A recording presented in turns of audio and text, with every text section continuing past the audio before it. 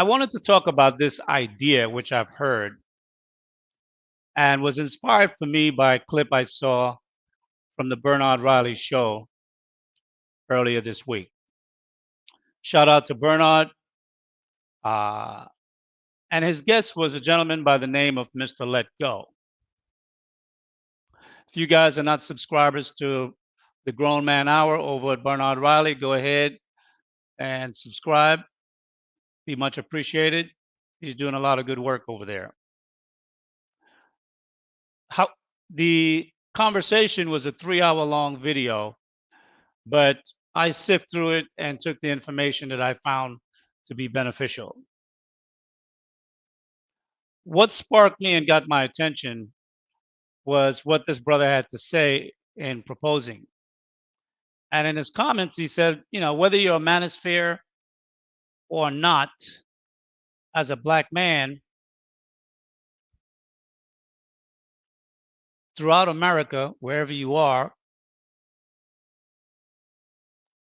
you should sacrifice your lives for black women for their bad decisions because, and I quote, black women are like children and they cannot make good decisions, unquote. These are his words, not mine. He went on to say that as leaders, we black men, it's our obligation to do this.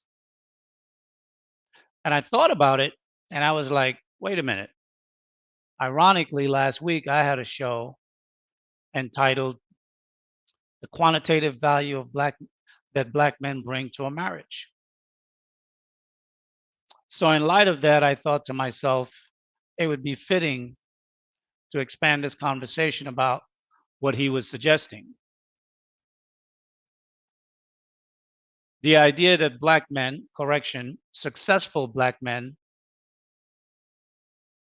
making mid six figures to high six figures should wife up unwifeable women and their children just for the sake of saving the community.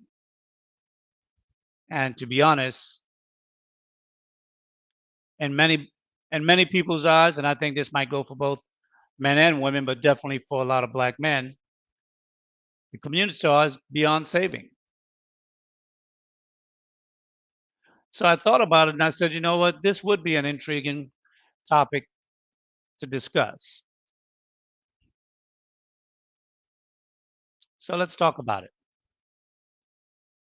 First of all, I would like to say to the brother, Mr. Let Go, it's a applaudable task what he's trying to do to reform baby mamas or single mothers to become better women. Personally, coming from an engineering background myself and have worked in real estate for several years, I know what reservation projects that they can be rewarding and that they can improve a community's overall environment. So I understand the mindset from where he's really coming from and what he would like to do. But I think the other side of the coin, what he's asking of black men is a major ask considering a statement he made in the video, and I'll drop the clip on that momentarily. And he said, the clip was pretty alarming, and it was regarding the extent to which, and I didn't do a research on this, I didn't have enough time, but he stated it, and his focus is on helping black women. And he talked about the baby mama crisis. And the statement he made was 80% of black women are baby mamas or single mothers. And I thought to myself, that's an extremely high number. I mean, I don't know if he actually has that from a database or if he is just making a broad assumption. But even if the number is not exact, but more possibly closer to 60%, that would still be a big deal. That's a big wow. And what I like to do first is drop the first 2 minute clip so you guys can see as we go along how this conversation unfolds. Amazing relationships just with women overall. And I think that's one of the differences between me and a lot of other content creators. The relationships with women, in my mind, is bigger than just we want to sleep with these women and all this and all that, right? So I built the platform off of like welcoming women to my platform, having conversations with them or whatever. And I'm harsh, just like the Kevin Samuels of the world or whatever. But my harshness is from a father figure standpoint to women, instead of telling men, yo, leave these women alone because they no. I'm like, yo, if you women, and that's the difference, I'm talking to the women, if you women keep doing A, B, and C, we don't want to be with y'all, you know? So it's a direct understanding of, if this doesn't change, we men are going to leave you alone and you're never going to get married, because my whole platform is about ending the single mother epidemic. So it's two sides of that. One is letting women know just run around sleeping with Pookies and Ray Rays is stupid. But at the same time, we still want you. And if you stop being stupid, we'll actually marry you and you know, take care of your little big-headed kids, while other people be like, no, stay away from single mothers. That to me, that isn't a community-based practice, because at the end of the day, literally 80% of Black women are single mothers. So that's like absconding 80% of our Black women population if we don't sleep with, you know, marry and wife single mothers. So Yeah, that's the thing that's different between me and, you know, other content creators. So, you guys heard what he had to say. I think that is a tremendous ask on his part to literally have black men submit themselves in a way almost in a sacrificial type of way. And in the conversation as it proceeded, Bernard tried to elicit whether or not he speaks to Black men at all. He said definitively he does not. He's speaking directly to Black women, teaching them to change their behavior. In essence, what he said is, we'll talk to the women to have them conform to Black men. We will not talk to Black men.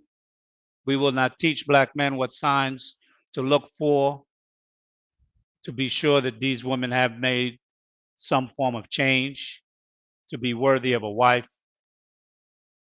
But in essence, trust us. We got this. When we're done, we'll tell you, men, Black men, wife these single mothers. We have changed them. Their behavior has improved. Go ahead and wife them up. Now, he was very confident in the way he made these proposals as the conversation continued and went on.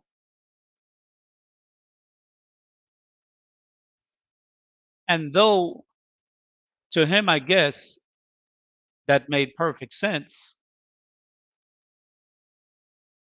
regardless of the current laws with regard to custody, child support, alimony, all these things still in place and enforceable on a female or a woman's behalf, what he's asking from red pill black men who have a perspective and a mindset, he's asking us to make what appears to be a ludicrous decision.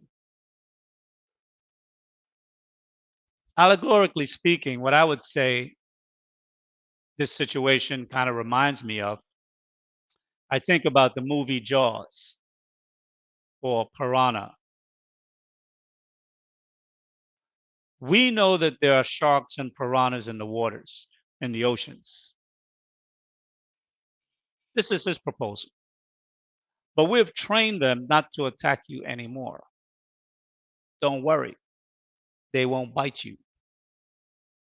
They have been trained by us, we have rehearsed, and they no longer eat people.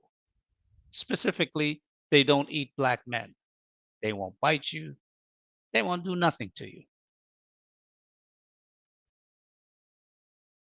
And the allegory really is referencing they won't divorce you, they won't take half your assets, your wealth, they won't take you to child support court and have you pay child support for kids that are not even yours. That you won't be able to see these things or see these children because, in the end, even after a divorce, these kids ain't yours. You ain't got no right to see them. So here you are, 5, 6, 7 years out of a marriage that you believed the woman, what she said was true, her emotions, the way she treated you. She seemed like she was fully reformed. My question is, can you trust them? That they have trained these women and they won't bite you, they won't eat you, they won't chew you up and spit you out. In the words of CGA, they won't get the bag and run. Now, don't get me wrong. I'm not saying that like it's not possible to find a good black woman who do have children, one, two, or maybe even more. There are some good black women out there, whether they are single moms or whether they were baby mamas. People do make mistakes, and sometimes they learn from them.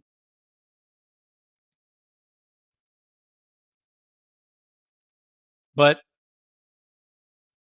what he's suggesting, because as you go into the conversation, they wanted financially sound brothers to step into this role.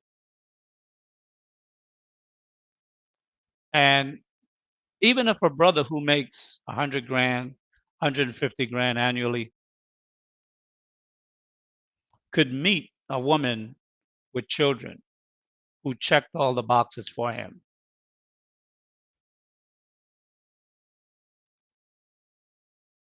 would that woman last throughout the marriage? Now, in some cases, some brothers might say, you know what? This woman has a high value in terms of attractiveness, personality, or character, a not so extensive sexual past or history. I mean, if that even matters to you. But she's a higher class of woman, status wise, than you would have normally been able to get had she not been with a child. Maybe some men would take on and jump into those waters in that pool and give it a shot. To some, it might make sense. And she might not eat him alive. They may end up with a very successful marriage. She may have learned from her past behavior and choices and realized that the man she has now has really stepped up and she wants to be a better woman, whatever that means, right?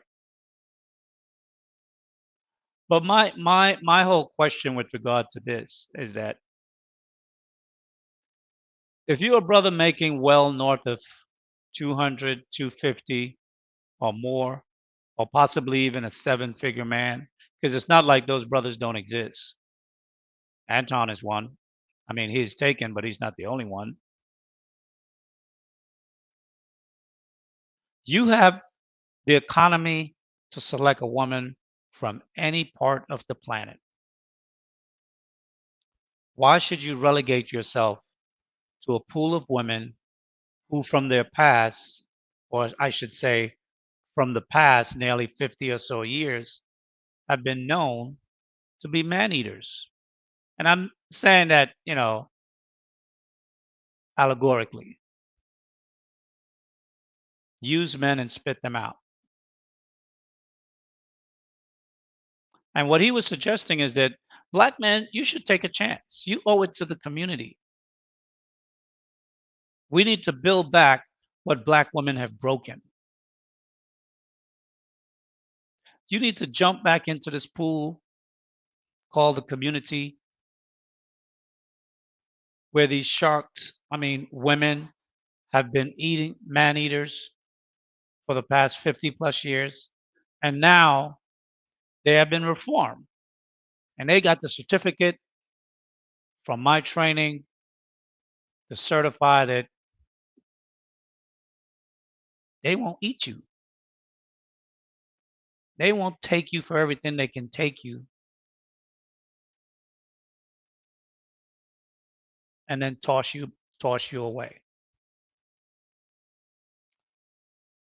In essence, that's what he was really talking about. That's what he wanted black men to do. Now I'm going to continue with the second clip as we go forward. And Ray Ray, wouldn't you also say that they're not making a community-based action as well by Women doing that? Women don't know what the hell they're doing because they don't have guidance from men. So it's like, and I've said this before, to a certain degree, women operate like children. So it's like leaving a whole bunch of children out there and the children are doing stupid. And then you just whooping the children or getting mad at the children or telling children, get out my house. The children are like, I'm a child. So they get out the house, they're going to do more stupid. So when you have a whole bunch of women who don't have the guidance of men, and instead they have the anger of men, like, get away from me, get out of here, you're trash, like, leave me alone. What do you expect these women to do but do more stupid child? So they need guidance. And that is what I try to make sure I do. I guide the women and say, hey, we want you, but you got to do this first, instead of we don't want you no matter what you do.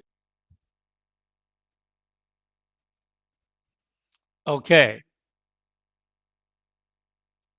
Now that piece right there, and I would think if you're a black woman, if you're an intelligent, educated black woman who have, whether you came up with two parents in your household or one parent in your household, whether you're a college graduate or you're just a sound adult,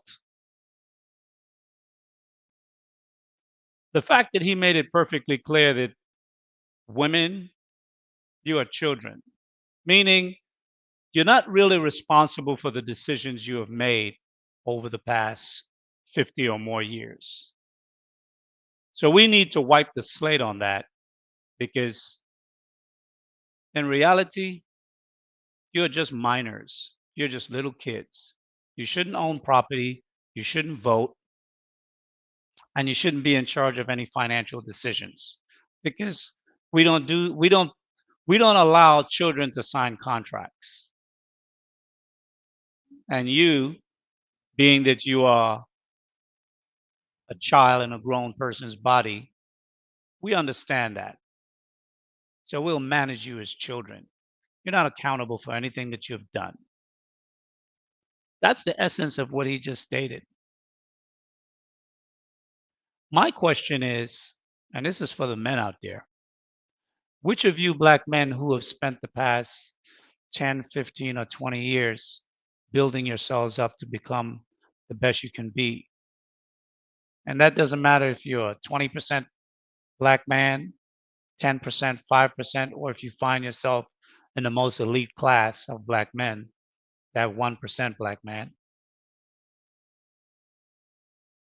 Which of you are willing to take that risk with a woman who has spent the majority of her life untrained, wilding out, indiscriminate sex with whoever she please, bearing seed for men that are irresponsible in their own lives,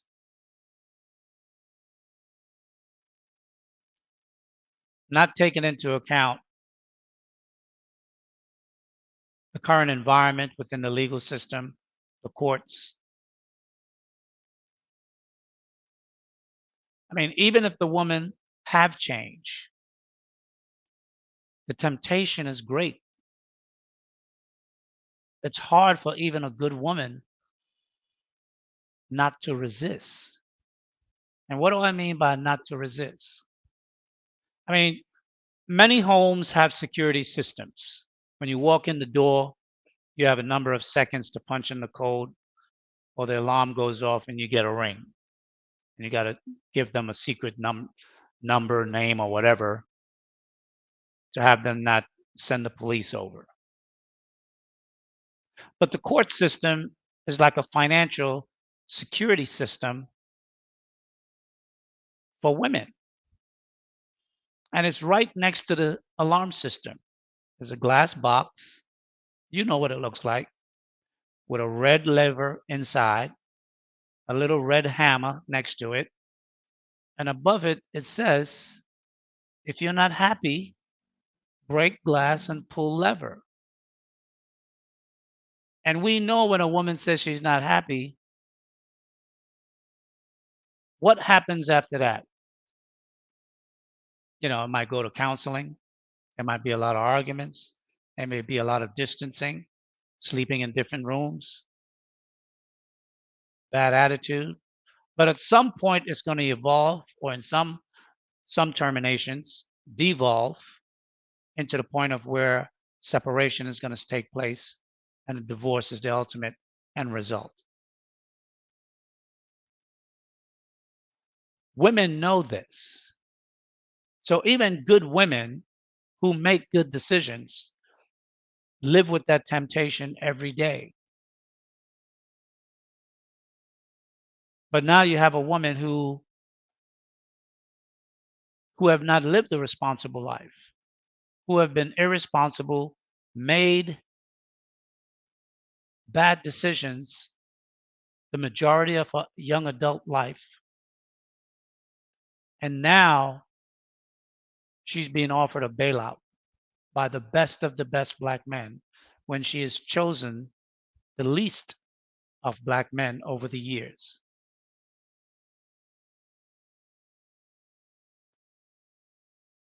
In most men's eyes, this would be a lose-lose situation. I mean, we talk about marriage being a business contract. As a man, shouldn't you evaluate the union with a woman as if you were investing in a business, in a company? You were buying a stake, a partnership, 20%, 30%, 50%.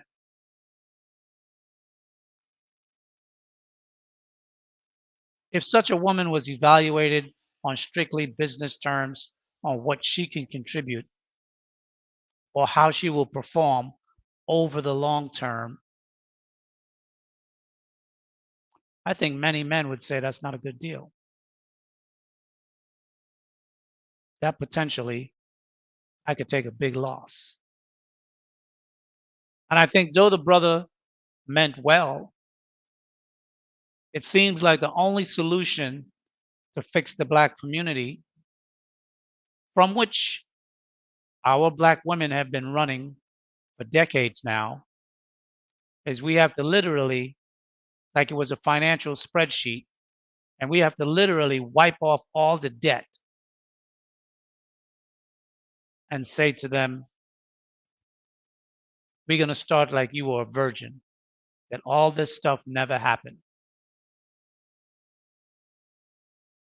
What man in their right mind would actually do that when we know that there are women out there who can be wives?